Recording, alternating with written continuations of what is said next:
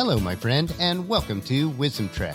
I am Guthrie Chamberlain, your guide to wisdom and creating a living legacy. Thank you for joining us for our 5-day-per-week Wisdom and Legacy podcast. This is day 428 of our trek, and today is Philosophy Friday. Every Friday, we will ponder some of the basic truths and mysteries of life and how they can impact us in creating our living legacy. Currently, each Friday, we are in a multi-week trek as we explore the teachings of some of my virtual mentors such as Jim Rohn, Zig Ziglar, and Earl Nightingale. The core of our current trek is based primarily on Jim Rohn's book called The 5 Major Pieces to the Life Puzzle. I have learned a considerable amount from reading and rereading this book for my own life's trek, and I trust that you'll benefit from it also. Keeping with the continuity of Wisdom Trek, I will be adapting it to the 5 Trails on Life's Trek. We are broadcasting from our studio at the Big House in Marietta, Ohio. Paula has a couple of her Charlotte friends, which are part of her monthly quilting group here for the week for a retreat. They are busy working on some neat projects, and it is great to be able to share this time with friends. We love to have others to share our home here. It is our philosophy that we are just stewards of all that we have. This week for me has been a continuation of steady client work and also podcast-related projects. Even with a steady workload, my mind is constantly seeing new opportunities in so many areas of business and life. I have to continually remind myself that in order to maintain this lifestyle we enjoy, and it is also concurrent with our life's philosophy, that we need to focus on any new opportunities in the order of importance for this particular season of our life. We all have a particular philosophy or worldview about life. It is what our integrity and value system is based on. It is also important that we continually refine the philosophy to be successful in any area of our life. So far on this extended trek, we have explored what makes up our unique personal philosophy. And on our trek for today, we will continue with the first of 5 trails on life's trek, which is the Philosophy Trail. Specifically, we want to explore how to develop a powerful personal philosophy. So let's break camp and continue on this first trail, and this is Philosophy Part 2. As a reminder, on our overall extended trek, we will cover the 5 trails on life's trek, and those 5 trails are philosophy, attitude, activity, results, and lifestyle. The greatest influence on what you decide to do with tomorrow's opportunities is not going to be circumstance, but rather what and how you think. What you think and the conclusions you reach regarding life's challenges is going to be the sum totals of what you have learned up until this point. This learning process plays a major role in determining your personal philosophy. Over the years, you have managed to gather up a considerable amount of knowledge. You cannot live without the information that surrounds you, making an impact on how you think. The human mind is continually taking pictures and recording sights and sounds around us.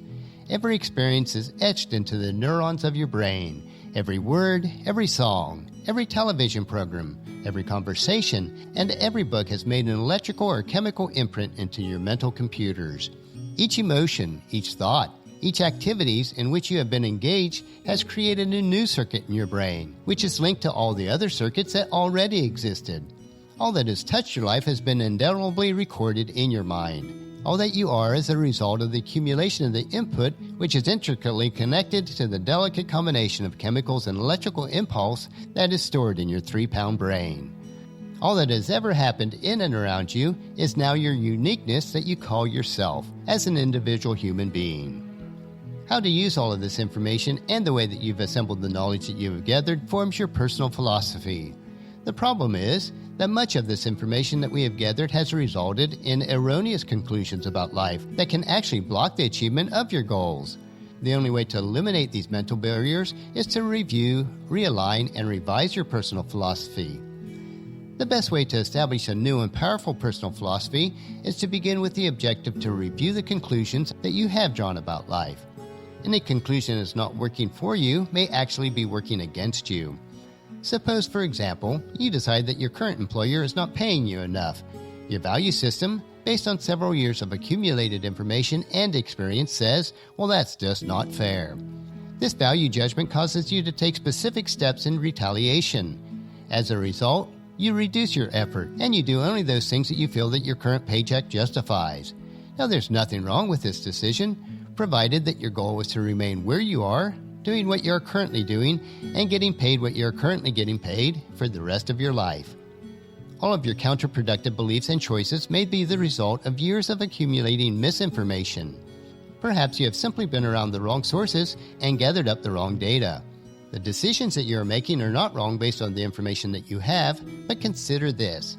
What if the information that you have is based on wrong information, which is causing you to make wrong decisions?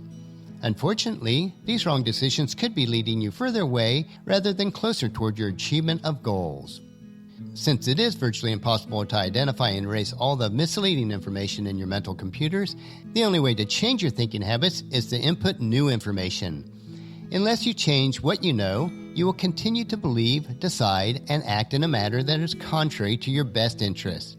The unfortunate aspect of this is that unless you proactively obtain new information, you may not even realize that your current thinking patterns are detrimental to your overall success.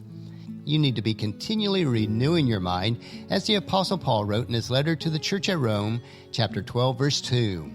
Don't copy the behavior and the customs of this world, but let God transform you into a new person by changing the way you think. Then you will learn to know what God's will is for you, which is good and pleasing and perfect. Getting the information that success and happiness requires and getting it accurately is essential. Otherwise, you will inevitably drift into arrogance, becoming deluded by your power, your prestige, and your possessions. The question that you need to ask yourself is, where can I get new, accurate, and better ideas and information that will enable me to become more than I currently am?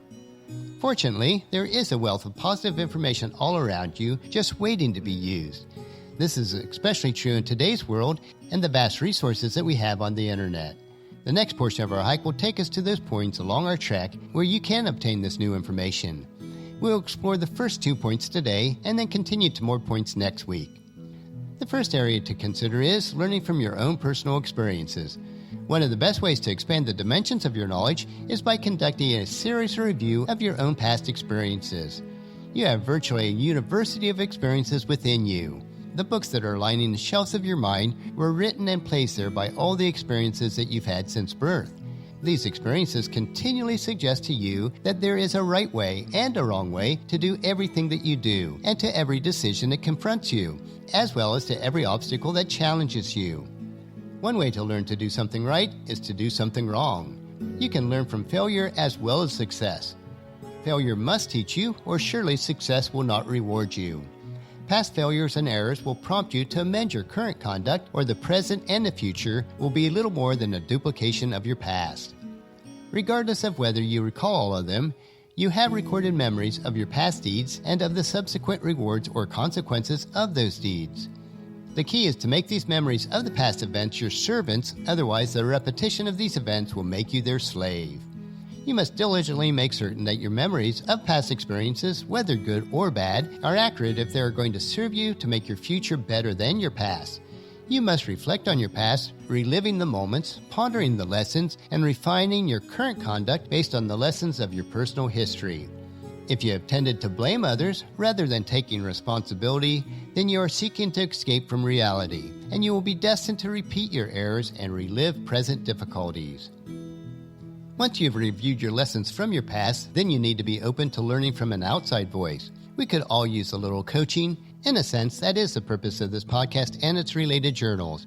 It brings to those in search of insights and ideas a new and objective voice. You are capable of correcting your own errors, but there is often great value in an outside voice, someone who can provide an objective appraisal of how you are, what you are doing, and the potential impact of your thoughts and actions on your better future. An objective appraisal from someone whose opinion you respect, someone other than yourself, will enable you to see the things that you do not see. In your personal world, you tend to only see the trees, while an objective and capable friend will more likely see the forest. If this information is objectively brought to you in the form of wise counsel from one you trust and respect, it can lead you to an early and accurate information about yourself and your decision-making process. It can prevent you from reaching faulty conclusions based on the familiarity of your environment. You are indeed wise if you discipline yourself to take counsel and suggestions from someone who cares, because the alternative to this is that circumstances will force you to take it from someone who does not care about you. In the world of business, successful executives often turn to consultants who bring a freshness of an outside voice. Company employees can become so familiar with the problem at hand that they've lost their ability to see the solution that sits on their shoulders. You must make certain that you have access to your own select person or group of associates to whom you can turn for counsel, especially during those times when the winds of life have changed so often that you are no longer certain that you're still on course. Others can help you to examine your actions objectively to ensure that you've not drifted too far away from the fundamentals or the basics. Today we continued up the trail of philosophy and we began constructing the framework on how to develop a powerful personal philosophy. This is not an easy hike to make. It requires absorbing new information that may challenge your current philosophy. It will require learning from your own personal experiences. It will also require that you learn from outside mentors that have your best interest in mind. Next week on Philosophy Friday, we will explore how to learn from other people's failures and successes. Make sure that you join the continuation of our trek on the Trail of Philosophy next Friday. We will discover more information about your philosophy on the 5 trails on life's trek. I do know that you'll find these insights interesting and profitable in living your rich and satisfying life.